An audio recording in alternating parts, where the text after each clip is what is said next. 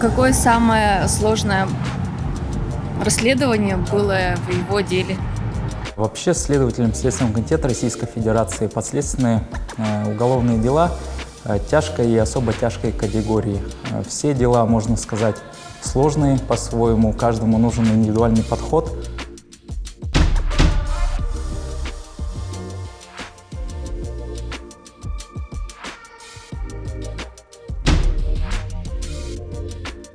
Ну, вообще, из моей практики можно выделить первое мое уголовное дело по факту обнаружения тела с признаками криминальной смерти по обстоятельствам во время распития спиртных напитков между двумя мужчинами и одной женщиной. После распития спиртного один из мужчин потерял свой мобильный телефон и подумал, что его украли другие собутыльники. Во время поиска своего сотового телефона возник конфликт между собутыльниками, и в ходе данного словесного конфликта произошла драка между, получается, мужчиной и женщиной. В ходе драки, можно сказать, избиения даже, были причинены телесные повреждения по различным частям тела, и после получения данных телесных повреждений женщина, к сожалению, умерла через непродолжительное время на месте происшествия. Хотелось бы узнать, как они совмещают семейную жизнь с трудовыми буднями. Вообще, да, у нас работа носит ненормированный график. Получается, у нас даже в позднюю ночь, если, получается, мы дежурим, мы можем выехать на место происшествия, да, если поступает звонок на дежурный телефон. Но вообще в остальные дни, да, при грамотном планировании своих следственных действий, своего рабочего графика можно совмещать работу с личной и семейной жизнью.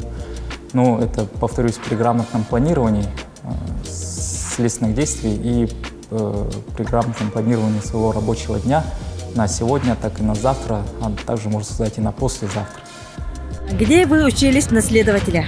На следователей можно поступить на работу следователя после окончания высшего учебного заведения по специальности юриспруденция, а также в системе Следственного комитета Российской Федерации имеется два учебных заведения в городе Москве и в городе Санкт-Петербург. Ну, вообще скажу про себя, я в 2020 году окончил Московскую академию Следственного комитета Российской Федерации. После успешного окончания учебы в городе Москве я поступил на службу в Следственное управление Следственного комитета Российской Федерации по Республике Саха-Якутия, куда меня назначили в Вилюйский район, где я проработал 3 года. И после этого я перевелся в город Якутск в этом году. Сейчас работаю на должности старшего следователя в названном отделе. Много вам взяток дают? Вообще взяток мне не предлагали, однако обвиняемые, подозреваемые предлагали фрукты, овощи.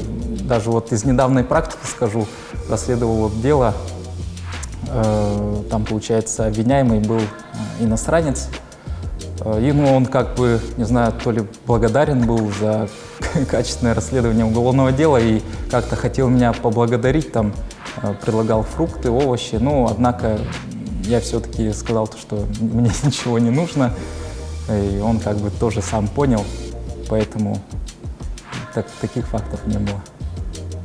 Как вы скрываетесь, когда идет слежка? Во время облавы, следователи вообще, их главная функция – это расследование уголовных дел, а также проведение процессуальных проверок до возбуждения уголовного дела. Во время облав участвуют более оперативные сотрудники, которым мы направляем поручения проведения оперативно разных мероприятий. Во время вот этих мероприятий они и устраивают облавы. Мы, следователи, во время облав не участвуем. Почему вы решились на эту профессию? Вообще данная профессия меня привлекла к окончанию школы, к 11 классу. Во время чтения местной газеты я увидел объявление о наборе в новую Академию Следственного комитета Российской Федерации в городе Москве. Меня это очень заинтересовало, и до этого данная профессия мне была знакома, потому что моя мать работала дознавателем в органах внутренних дел, поэтому данная профессия мне знакома и привлекала меня.